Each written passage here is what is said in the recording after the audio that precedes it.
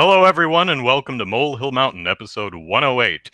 Andrew Eisen here. Zachary Knight is not, because he had to spend time with his family or something like that. But never fear, for taking his place tonight is Russ Pitts. Hello, Russ. Hello. How are you? Doing well, doing well. Melting because it's so hot, but other than that, doing pretty well. So, Russ has agreed to guest on our show tonight to talk about the forthcoming relaunch of the Escapist.com, a site, EscapistMagazine.com. the EscapistMagazine.com. Very important because the original founders never actually bought the Escapist.com URL. And so it has been EscapistMagazine.com for about 13 years. And yeah, that's not confusing at all. Let me guess. If you type the Escapist.com, it takes you to a porn site, doesn't it? No, it's some weird site almost related to video gaming thing that some dude has had forever and just did not want to part with. I think his asking price was, I guess, reasonable, but the original founders and owners never wanted to pay it. So maybe we'll revisit that. I don't know. Yeah. Warren in the chat asks, did it go somewhere? Well, no, the Escapist magazine is still there. It's just not much happens on it these days. Pretty much zero punctuation updates every week, and that's about it, sadly. Mm-hmm. So you posted on Medium on Thursday, I believe, or at least that's when I saw it, that the Escapist was coming back. You were heading it up as EIC. And if I may fanboy out for a moment here, I already told Russ this story, but I was super excited because the Escapist, and even you, Russ, has a special place in my heart because, believe it or not, the very first article I ever sold, I pitched to Russ at the Escapist back in like 2007. So yeah, that was the golden age.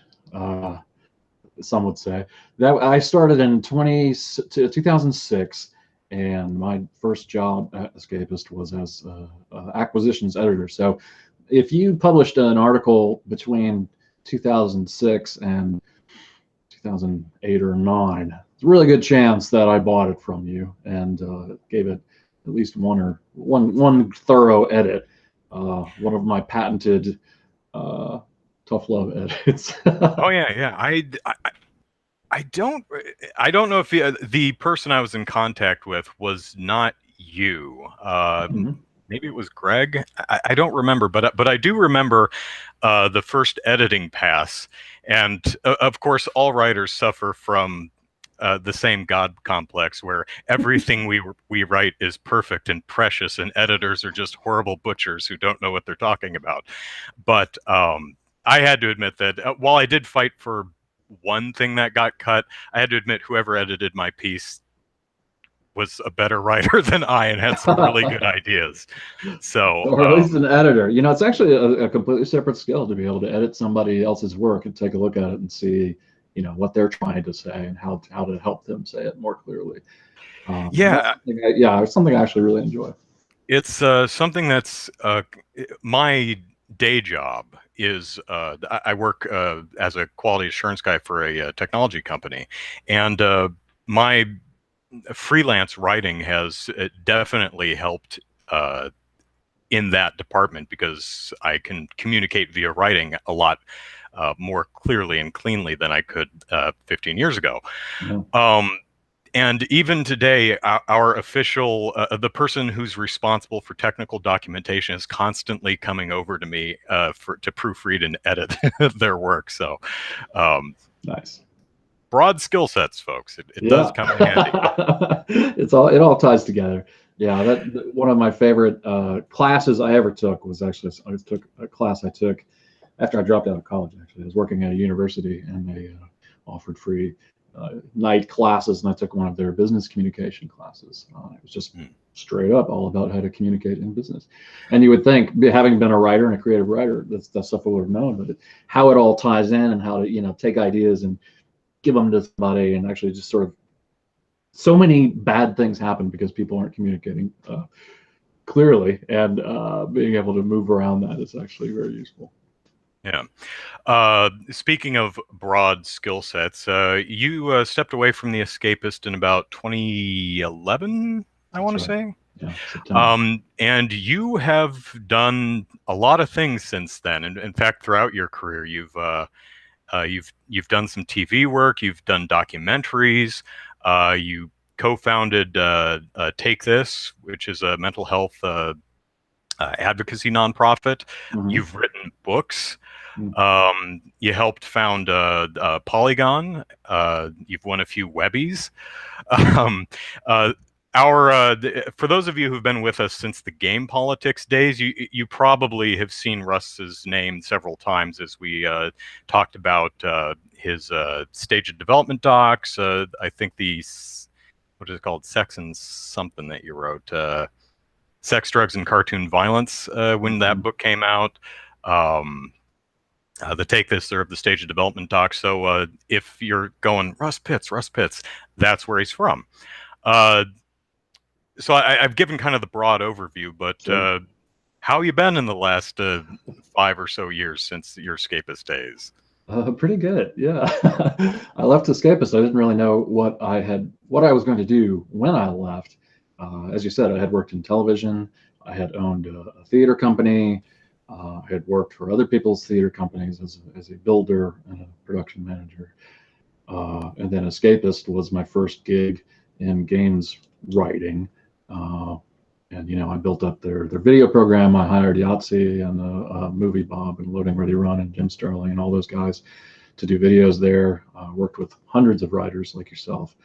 That was a lot, and so I needed some time away. I could see the writing on the wall that things were starting to get a little weird there, and Polygon happened pretty quickly after. I used to say during the Polygon days that I had no intention really of getting back into games media after the Escapist, but the folks who started Polygon had some really interesting ideas. I told them they were full of it. There's no way it would work, and then they came back and like, well, no, really, here's what we're going to do. I'm like, okay, well, that sounds interesting. They said it was. What specific aspect of it did you think wasn't going to play? They had a really interesting idea about making money through premium brand advertising and focusing on quality versus quantity, and making a legit premium video gaming outlet where we could write the kinds of things that we actually ended up writing. But the reason I thought that was a non-starter at the time is that I had tried that. The Escapist had started out with that, and then we needed to sort of bring on extra things, and then it was always a struggle.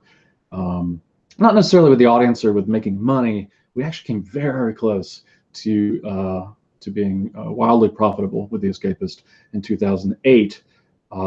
And then, of course, the entire world economy collapsed and the ad market with it. So we had to shuck and jive, and the ownership was always really weird about spending money to make money. So it was a massive struggle. And that was part of what I thought wasn't going to work at Polygon. I didn't know anything about Vox Media. It was literally brand new at the time. But they were very reassuring, and they told me how they plan to reach out to premium advertisers and how they plan to make money. They had a very kind of fewer clients, less money approach, right, at the time, and that sounded bonkers to me. But they were committed to it, or at least they said they were. And they said they were going to give us a 5-year ramp, and we could try that for 5 years. And if it didn't work, okay, well, I mean, hey, 5 years is a long time.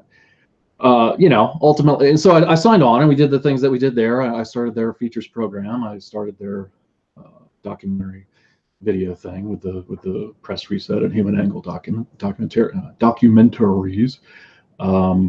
And then I wrote a bunch of articles and worked with a bunch of writers there, and things went very well for about 2.5 years. And someone decided, leadership changed, and they decided they were no longer going to support that plan. And there you go. They have recovered from that very well. And I think what they do now is very good. I think they have a very strong outlet. It's not what we thought we were building. It's not what I wanted to build, but I'm very happy for them with what they have, and I think they can be very proud of it. Okay. So, which brings us a bit to modern day. Last Thursday, you wrote in a Medium post saying that you had not purchased the Escapist, but had partnered with the company that did. You cover this in your Medium post, but for those who haven't read it, give us the hows and whys of the Escapist's return and your involvement in it. Yeah, sure. Uh, so let's see. I left Polygon in 14, maybe 3 or so years ago. I don't really remember. Gosh, it's been a blur. But yeah, I've been working on my documentary film company. I've been focusing on Take This a lot. That's grown a great deal. And just kind of enjoying not being a part of games media. Sometimes you need a break from it. It's okay. 14 and 15 were really difficult years Yeah.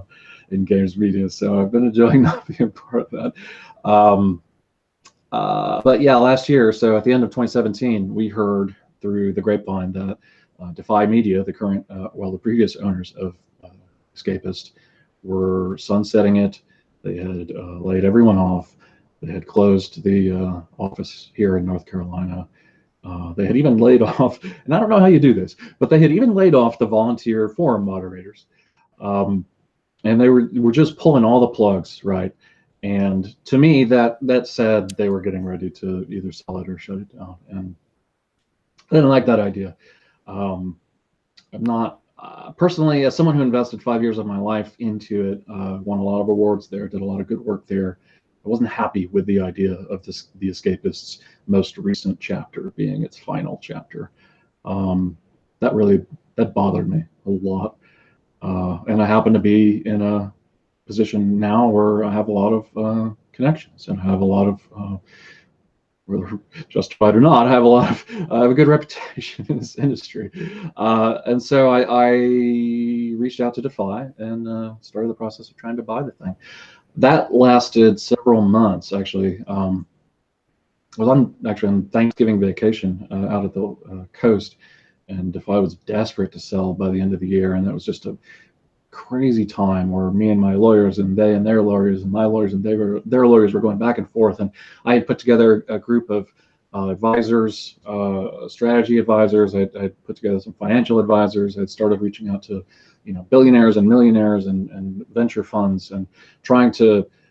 We put together a strategy document. We put together a monetization plan, and then started taking that around to people with money, trying to get them to give us our money. And that just didn't work out. Like there was no money, at least not for me, to meet Defy's asking price. So I had to walk away. But what ended up happening was that one of the companies I reached out to try and invest with me on this turned out to have been bidding against me on the Escapist in the first place. Right.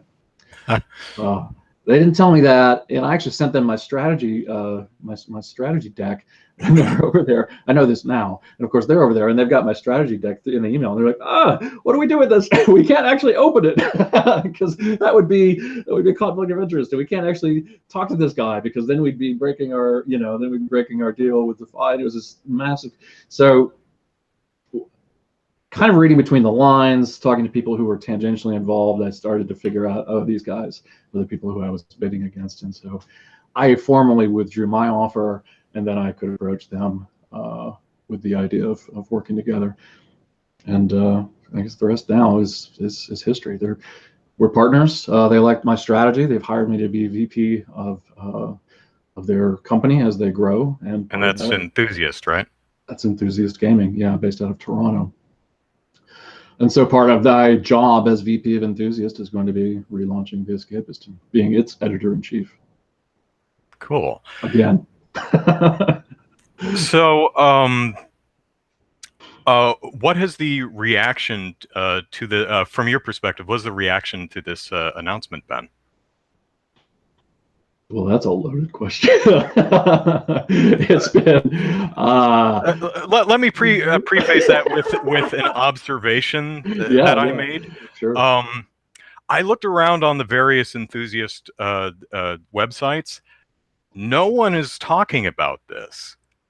Variety is the only publication I've seen other than a press release put out by Enthusiast. Variety is the only publication I've seen actually talk about this. So I'm curious to what your peers in the industry think about this.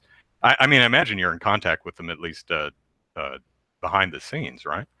Yeah, and I will say, and I know this because I have a Google alert tied to my name. So anytime my name shows up on the internet, basically anywhere, I get an alert. So I've probably seen more things than you. There are people writing about it. Gamesindustry.biz is writing about it. MCV, VG247. You know, the I don't know if you'd call them lower tier or not, but definitely smaller outlets are writing about this.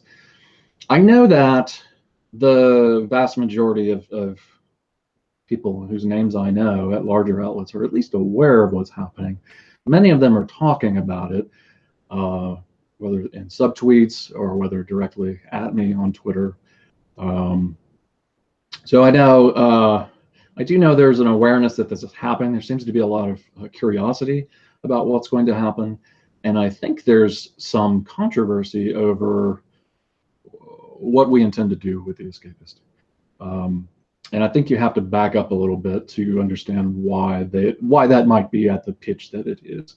And it's pretty loud, actually. I spent most of last night, actually early this morning, reading Reddit and Resetera and all the available stories. And I just wanted to see how the messaging had been received and what people, not just journalists, ordinary people and gamers, how they were receiving this news, whether they were fans of The Escapist or not, or whether they were familiar with my work or not.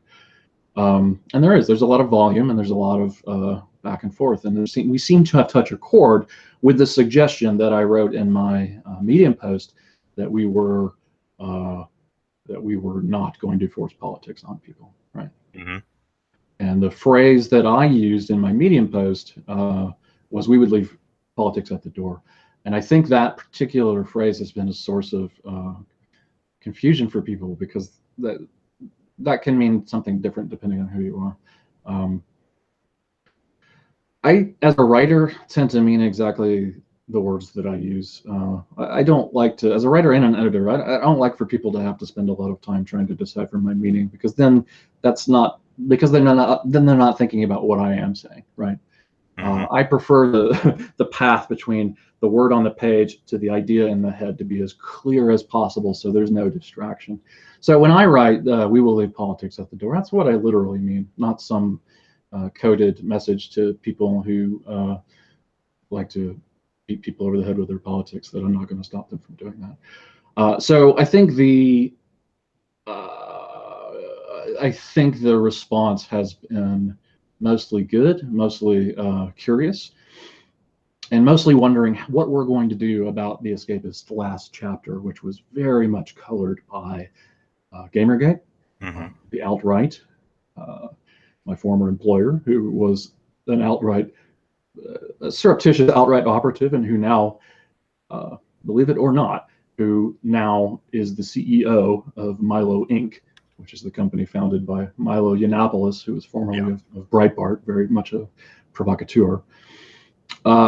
There was a period of time at the Escapist when my former boss was still in charge there, that he was secretly feeding information about games journalists to Breitbart using emails of people who worked for him, right? And this information would then go to Breitbart, and then Breitbart would then write hit pieces and target these individuals for harassment, including people who worked at Escapist, who worked for my boss, who had provided the information, right?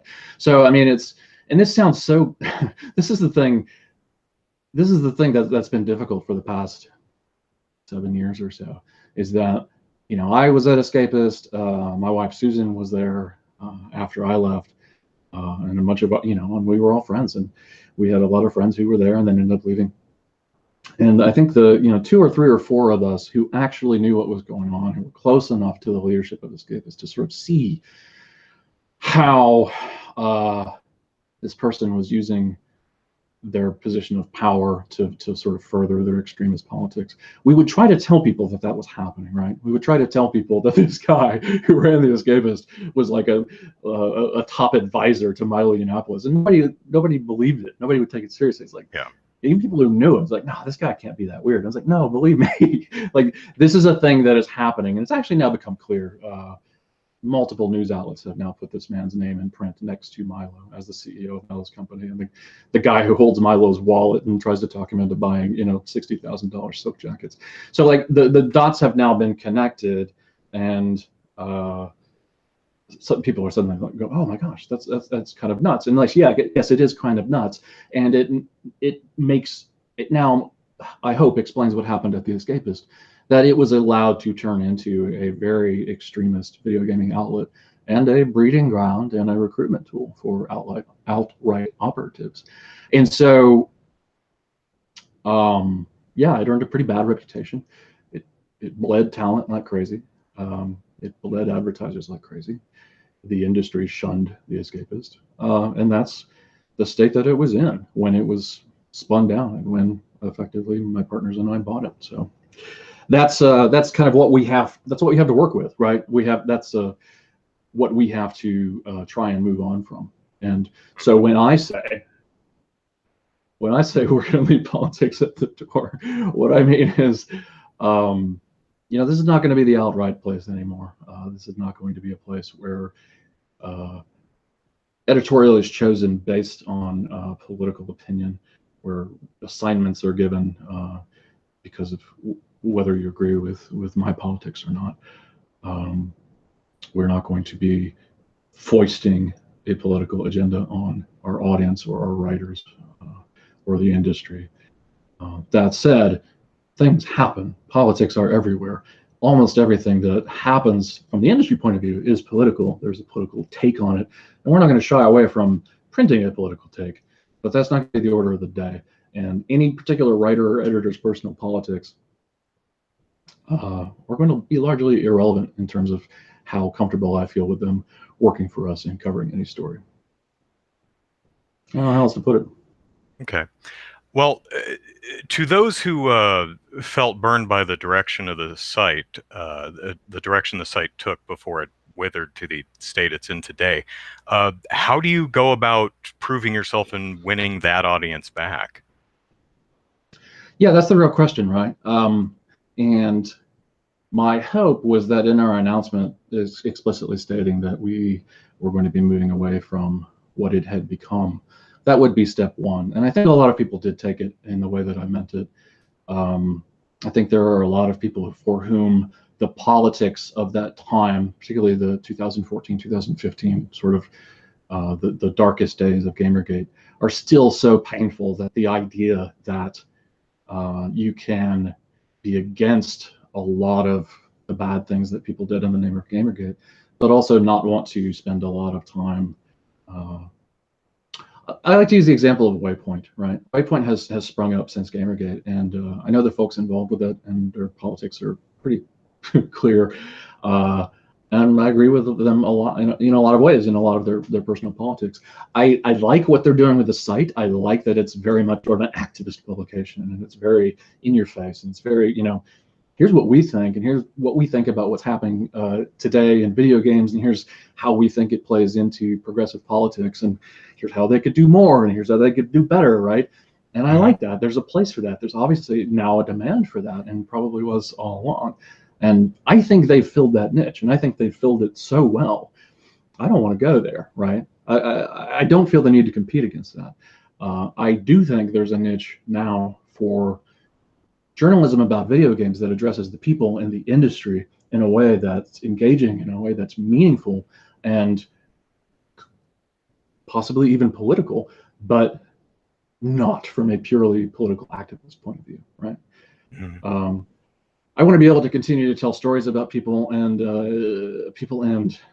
events in video gaming that I find interesting and that I find impactful from a humanist point of view. That isn't purely motivated by people's politics, right? So, right. That's what I'm going to try to do. I think to win people back who've been burned is it's going to be hard. You know, everything we do is going to, everything, at least right now, every step we take, every word that I say, and then when, you know, we announce who I'm going to be working with, those announcements are going to be big and meaningful, and the words that those people say are going to be big and meaningful. We're going to be redesigning the website. That redesign is going to be big and meaningful. Everything we do from now until when we have put together enough of a body of work that people can look at it in aggregate and say, oh, this is what they're doing, right? This is where they're coming from. This is what the intention is. Every one of those individual pieces is going to be so loud that it has to be measured, and it has to be carefully considered, and it has to be, you know, we just have to, and I think the response to the announcement itself just validates that. And like, we have to take great care that what we are doing sends the right signal and sends the message that we intended to send. So I want to say to the, you know, what I want to say to the people who had been fans of The Escapist, or who might have been fans of The Escapist and then were turned off by what it became during and after Gamergate, is what I want to say to those people is, you know, I'm with you, because I was also turned off by what The Escapist became during and after Gamergate. I stopped reading it. I stopped paying attention. I had to shut it out because it was so painful to me. And not simply because of the harassment that was directed at me and at my family, and the threats levied against my household. We had to call the, you know, my wife was an editor-in-chief of The Escapist, and she's a woman, and she was a game journalist for 10 or 12 years. During Gamergate, and she wasn't even outspoken about against Gamergate. She didn't even talk about it online. And yet, by virtue of the fact that she was a woman and had left The Escapist, so much hate and harassment was directed at her that we had to call the local police department and warn them that we might get swatted. And of course, the conversation was, what is swatting? So we're having to educate, you know, the Durham PD on what swatting is and what might happen to us because my wife is a woman on the internet. So all of that was, yeah, that was really hard. I had worked very hard at Escapist, and a lot of the stories that I had written were, you know, from a certain political point of view, and the people, you know, had actively reached out to try and recruit female and you know, POC writers, so just so that we could have their points of view, right? And not even necessarily because I felt like, you know, the world was evil and it could be made better by hearing from these people, but we just weren't hearing from them, right? Mm-hmm. Like, you just weren't hearing from women who were writing about video games, and people of color who were writing about video games. And I wanted to, because what we weren't, because it was interesting and novel because we didn't have it, right? Yeah. And from that, you know, and I at the time had worked with more women and POC writers than many of my peers, and purely because I felt we needed to hear their perspectives in the industry, and we printed some great stuff. I'm still very proud of it to this day. And so to then see this sort of latent extremist far-right political agenda of my former boss to sort of take hold and flower and basically take over what we had created was very hard and very painful to me. So I can relate to what people experienced who were turned off by that. I do not intend to allow it to be repeated. And my ambition for Escapist is to bring us back as much as possible to the place we were at, where we were able to create those great stories about unique perspectives. And we were able to build a community around the idea that, I mean, we're now older, right? And so I think there's a niche for this, a more mature, a more adult take on these issues we all face as people who play video games. And I mean, we all. I'm not going to draw the line at just women and just people of color. I think, you know, white dudes still have interesting things to say. We've heard a lot of it. Yeah, I can't do anything about well, I don't want to do anything about the fact that I'm a white dude. And so you know, so as I'm hiring people and as I'm thinking about what kinds of writers we're going to recruit, you know, I want to make sure that when we open those doors and we say, hey, here's the team of the Escapists, it's not a bunch of white dudes, you know, because that's sort of the opposite of everything I've tried to achieve in the industry. So my hope is that, you know, me saying what I said When we announce a thing, me talking now, when we announce who's working with us, when we appear at PAX with our panel to talk about what happened and how we're going to move forward, when we actually start putting out work, my hope is that each of those individual statements are a clear signal that we intend to walk a lot of that politicization of the escapist back, and hopefully in aggregate, when we're able to sort of get some distance from it and look at the result of what we're trying to do right now, people will be able to see, oh yeah, okay, now I get it. Now I get what they mean by leaving politics at the door, and it's certainly not to be apolitical, but somewhere between ignoring politics and beating people over the head with them, and shunning them because they're not political enough or they're not my flavor of politics. Somewhere in there is where we're aiming, and I hope we can hit it. Well, Michael in the chat has a subtle suggestion for the relaunch. He says, "Nuke the forums from orbit. It's the only way to be sure." Yeah, there's a clean slate on the forums. You think? I'm not sure. I don't want to say anything that I will then have to walk back because that's still being debated and discussed.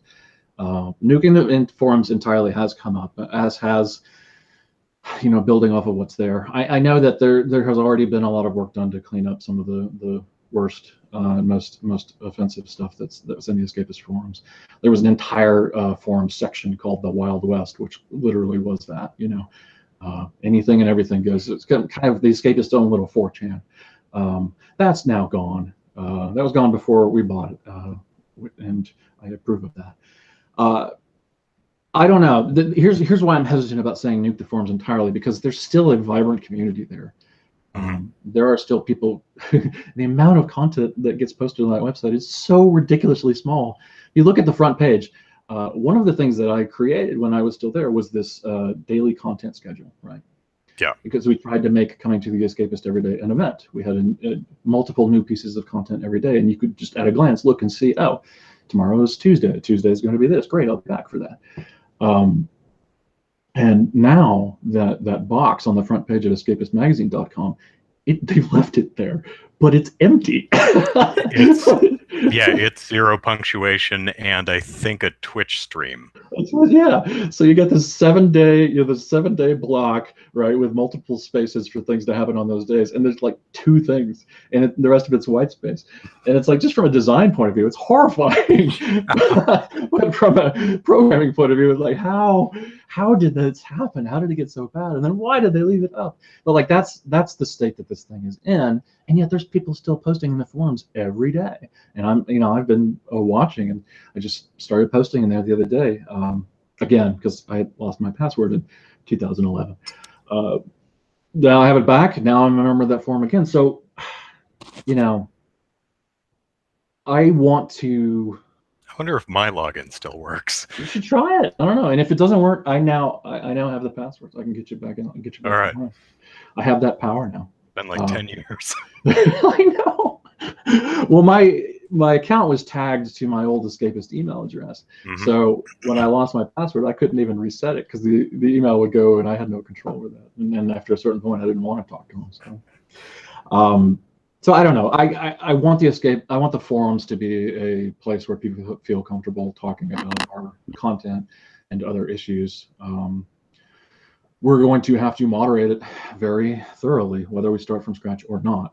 The big mark against nuking it and starting over from scratch is that I don't want the community that has stuck with us for so long to feel like we're throwing away their contributions.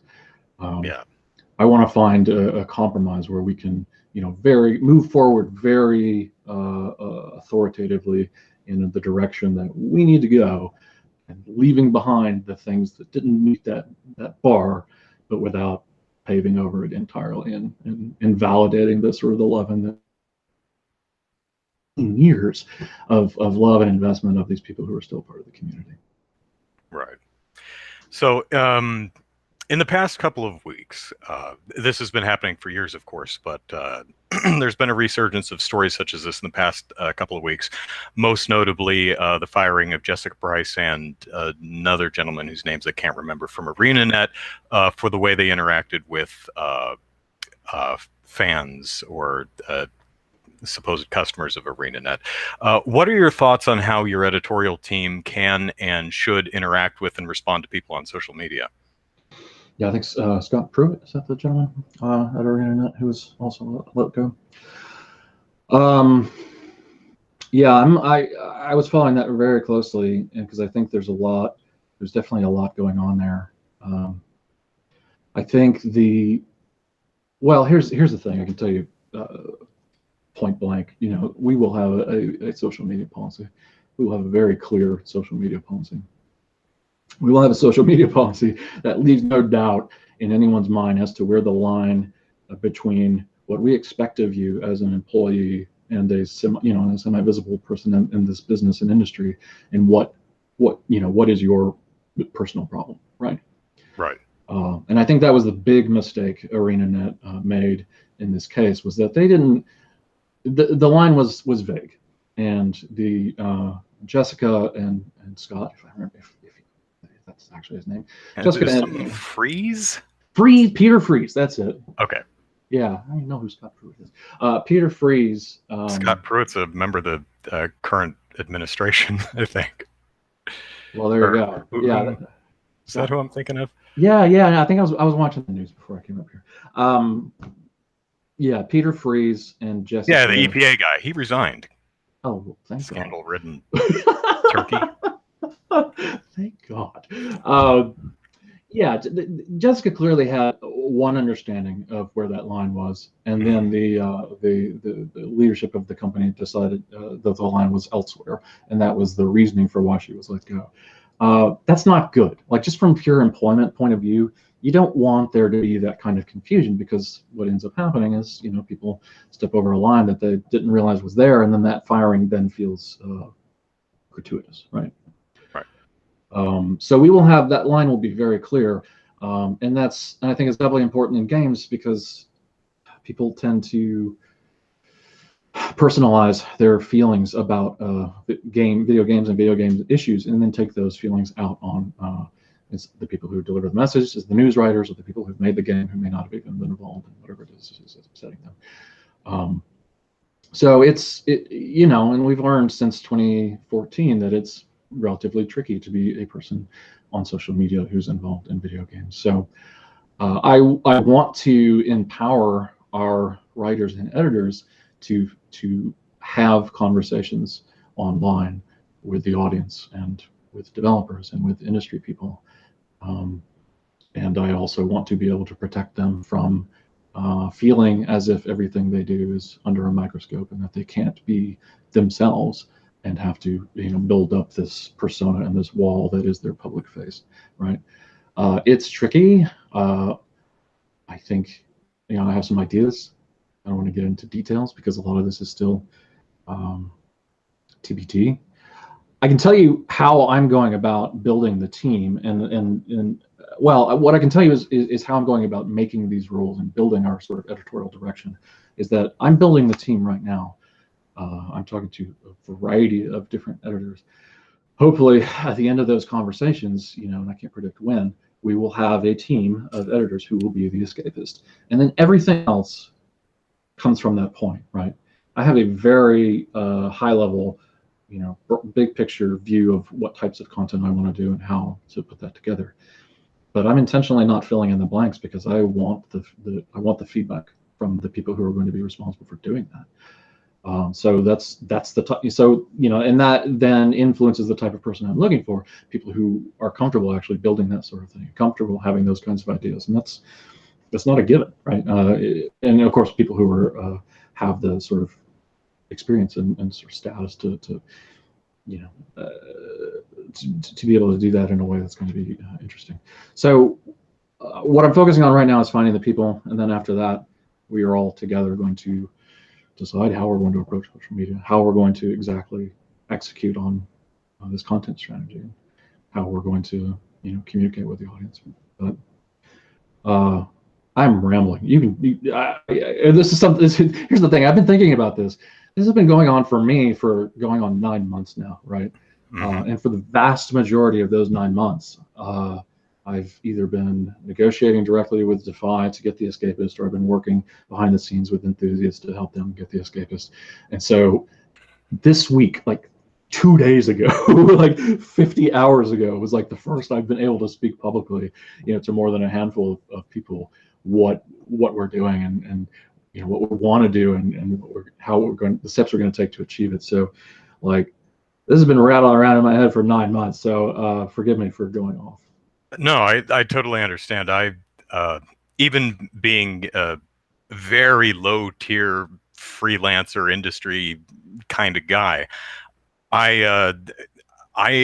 sometimes I get information from I actually work next to what used to be SOE, and I went to the gym with a guy who worked there who would always tell me stuff he really shouldn't have.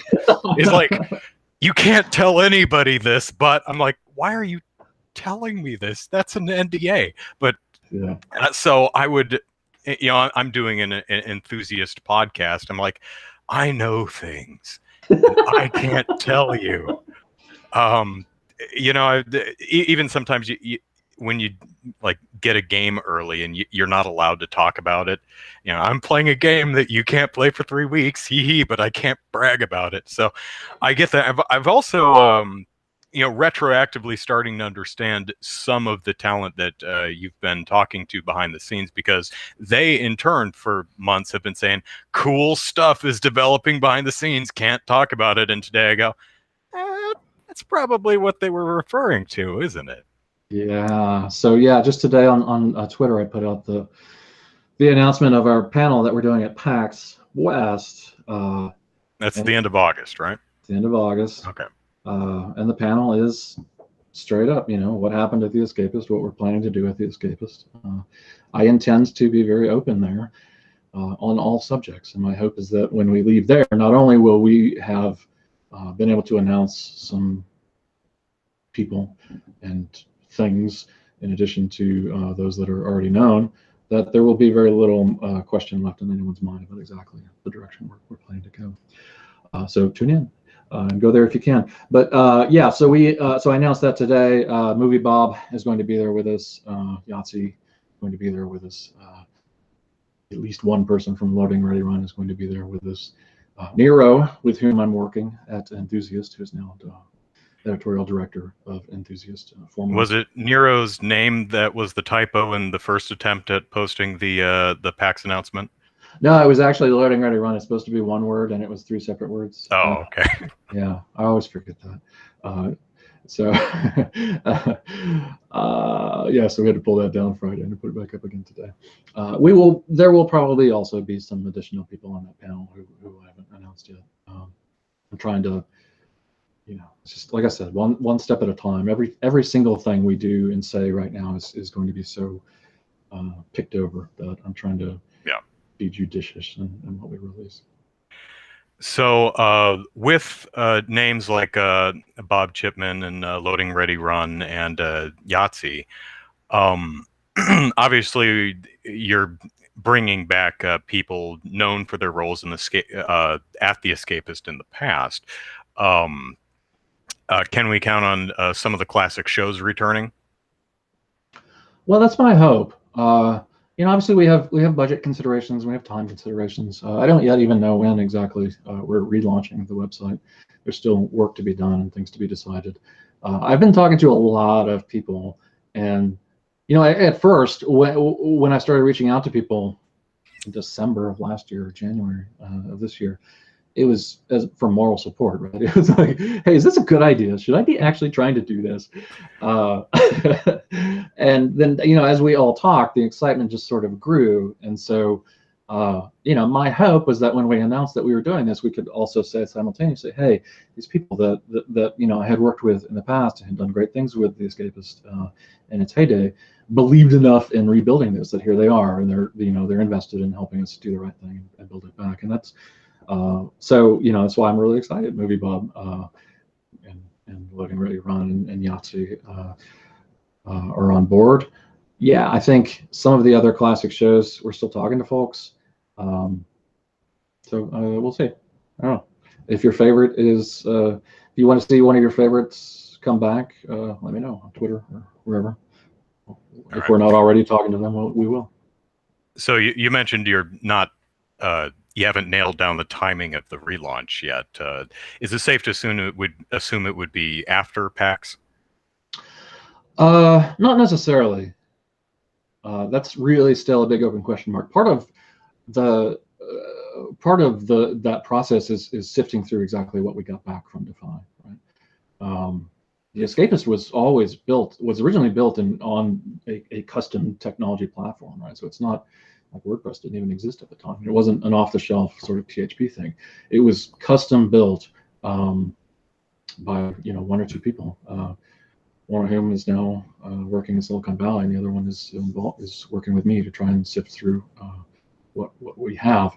So it wasn't, so being a custom platform, all of the upkeep and patching and security vulnerability flaw fixing was, there's nobody at like WordPress Kingdom doing that for us. Like that team at Escapist had to keep doing that themselves. And so after a time, Defy wasn't really paying for that to get done. So there's still a lot of problems with the website that we need to figure out how we're going to address. Like we had to, and I'm not even kidding, we literally had to find the passwords to get back into the thing. So that is still taking some time. Are we going to relaunch using the same platform and just make the thing look better, fix all the problems, or are we going to, scrap it and start over with a more modern engine? I don't actually know the answer to that question. That's stuff that's still TBD.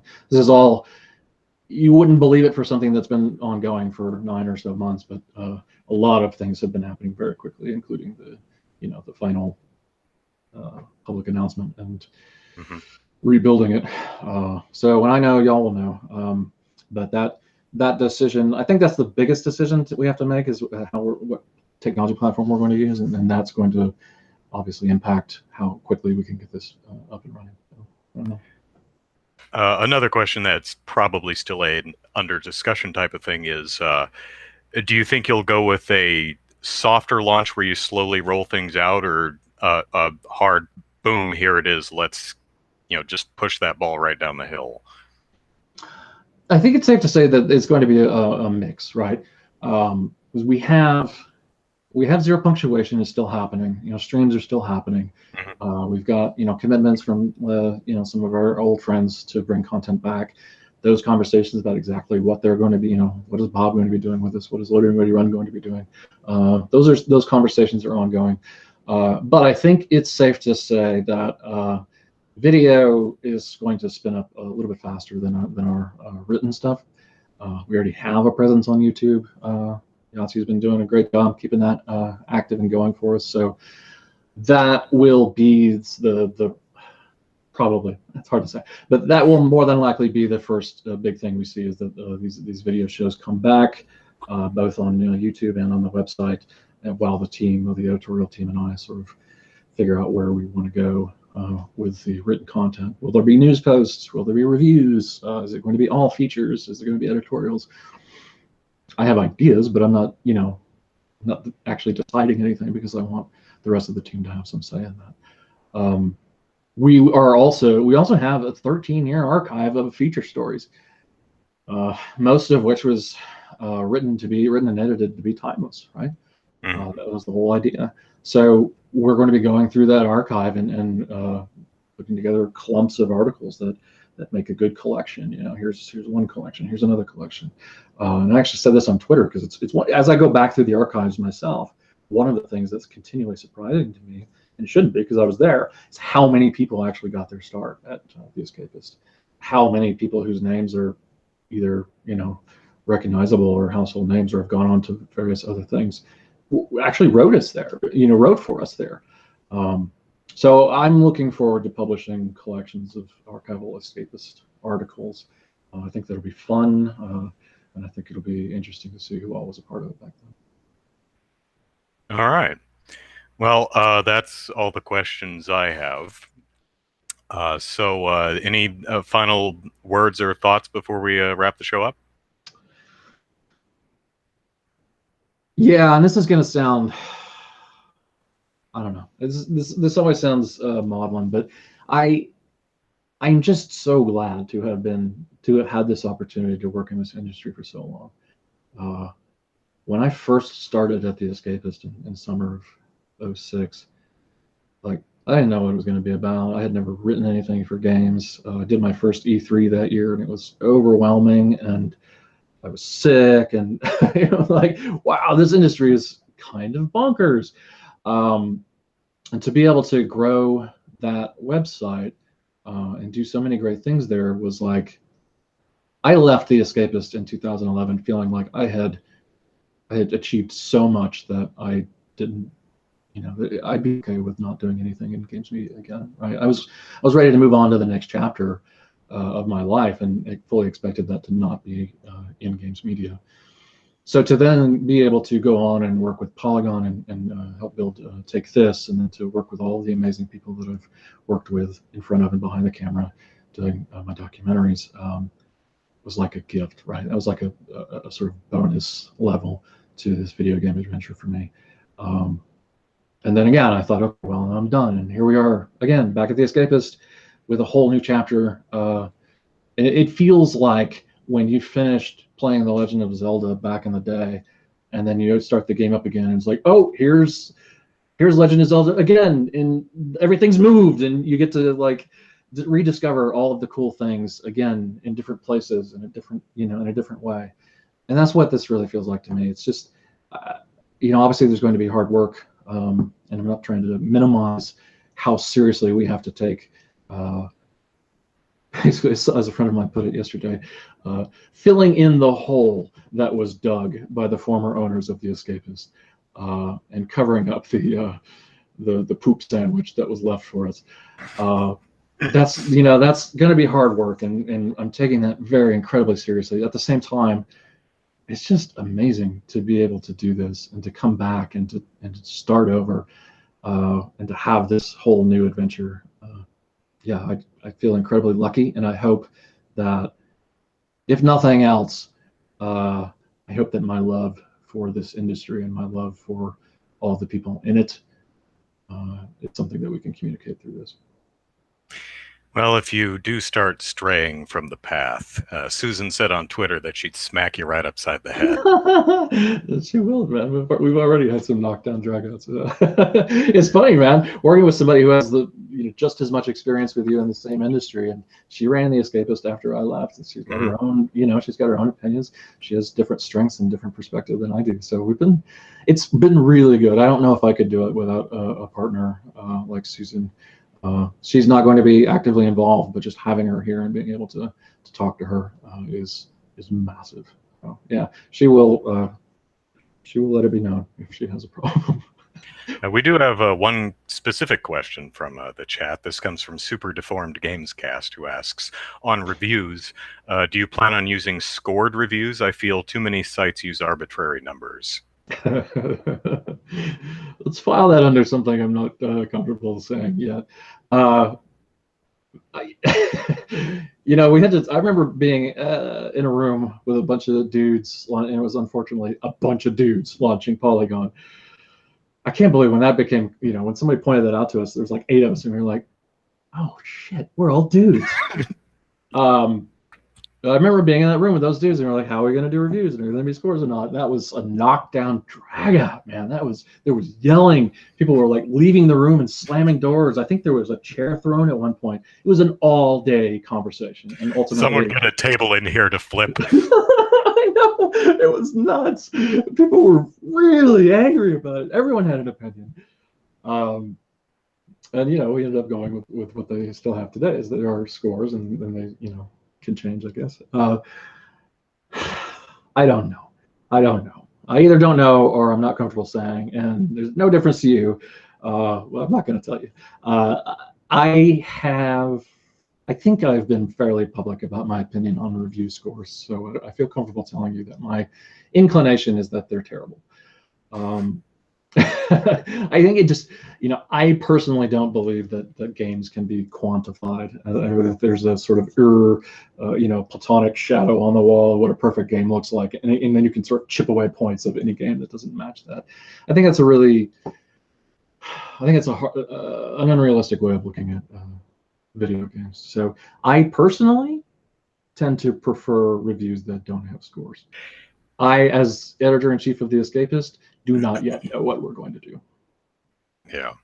I think it might, in some ways, come down to how you, as a consumer or a reader, what you personally want out of a review. If you're looking at a review, be it a video game or a movie or whatever, if you're looking for a recommendation for purchase, or if you're reading a review to get a different perspective on something, a new way of thinking about something.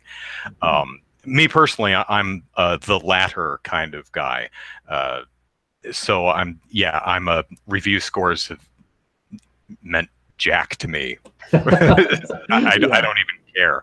I'm more interested in individuals, authors, thoughts on a work and why they feel that way about it, and then comparing it with my own if I eventually experience whatever the heck they were reviewing. Yeah, we have to look at what's being done right now, who's doing what in the industry, and how does our offering fit into that, and also how would I don't honestly even know if we're going to do reviews. Like, I can tell you that, like, all of these things are open, right? We can actually start from scratch, and it's kind of reassuring. We're part of Enthusiast Gaming, and we have a very specific place in that network, and so, there are other sites in the network who are doing various things, and we don't necessarily have to also do those things. We can sort of chart our own course. So, I want to make sure everything that is a part of Escapist Magazine feels like a part of a whole. And that's one thing I don't mind saying right now. And that's if none of my other ideas in my little Escapist notebook pass the gauntlet of the other editors beating on them and deciding what's best. That is the thing I'm adamant about, is that it should feel like a whole. So how we deal with other things is going to influence how we also deal with reviews. If you do reviews at all. If we do reviews at all.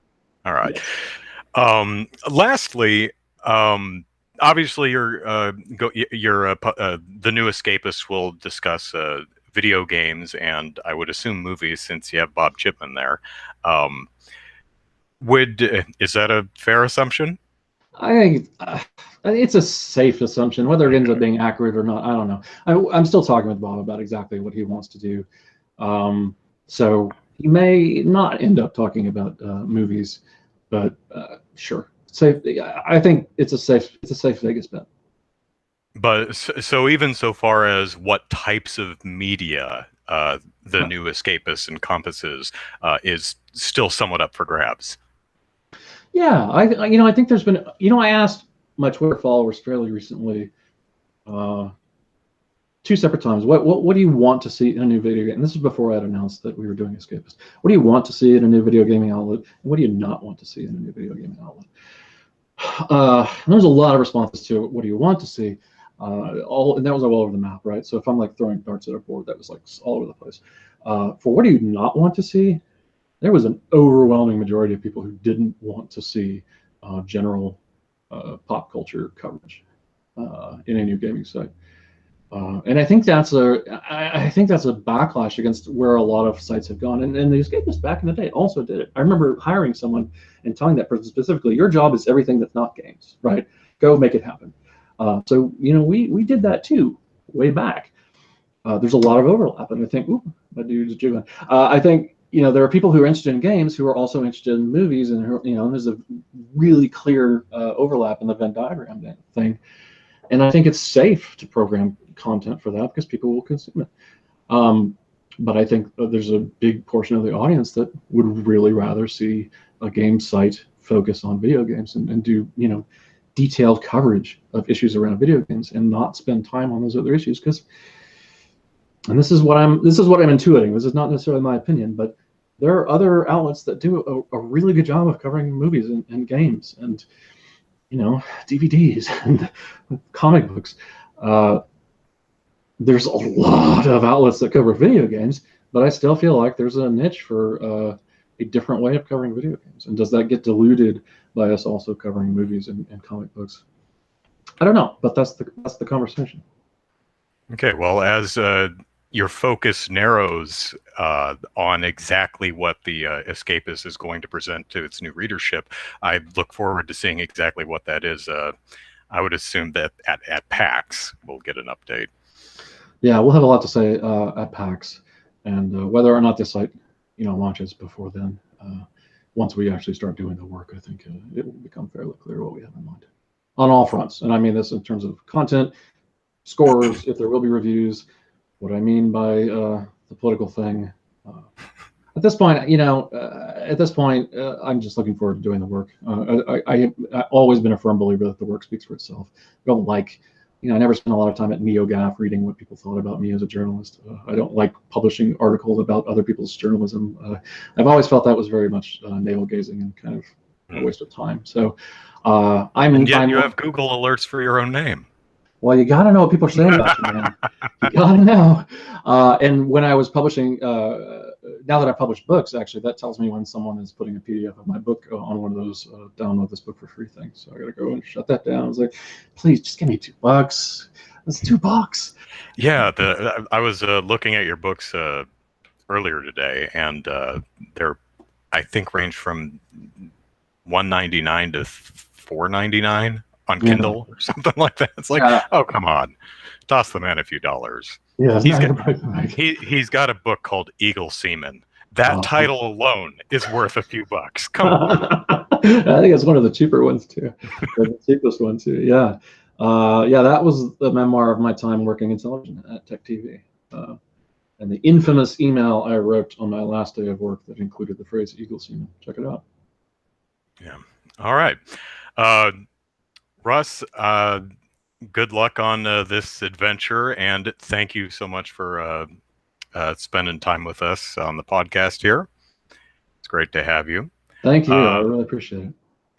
Let's at the end of the show, I give all our guests an opportunity to plug their various things, and you do a lot, so this may take a moment, but go ahead and I mean, we know you're working on the Escapist, but feel free to plug your Twitter or anything else you've got going on right now.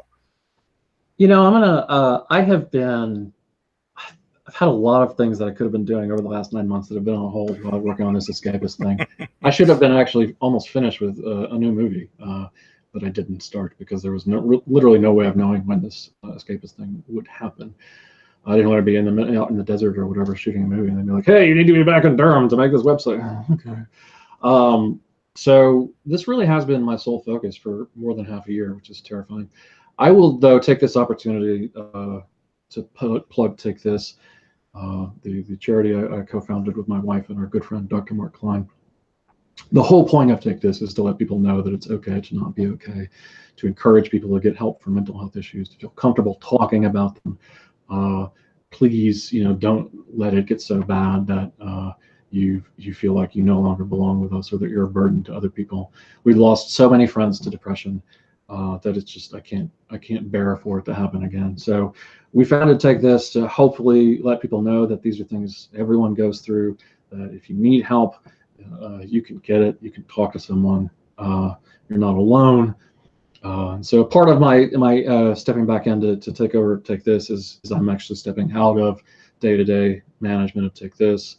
I'll still be the chairman of the board, but I just won't have the time to help run the charity. So it'll probably be the last time I'm able to publicly speak about Take This. So yeah, I want to encourage people to go to takethis.org. If you know someone in your life who deals with mental health issues, if you deal with mental health issues, if you think you might, go check out takethis.org. And I think there'll be a lot of answers and information there for you. Awesome.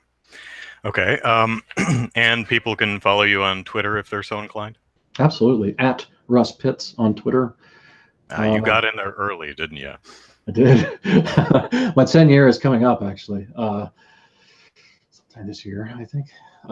Yeah, I'm pretty active on Twitter. Whether that's good or bad, I don't know. But yeah, at Russ Pitts. All right.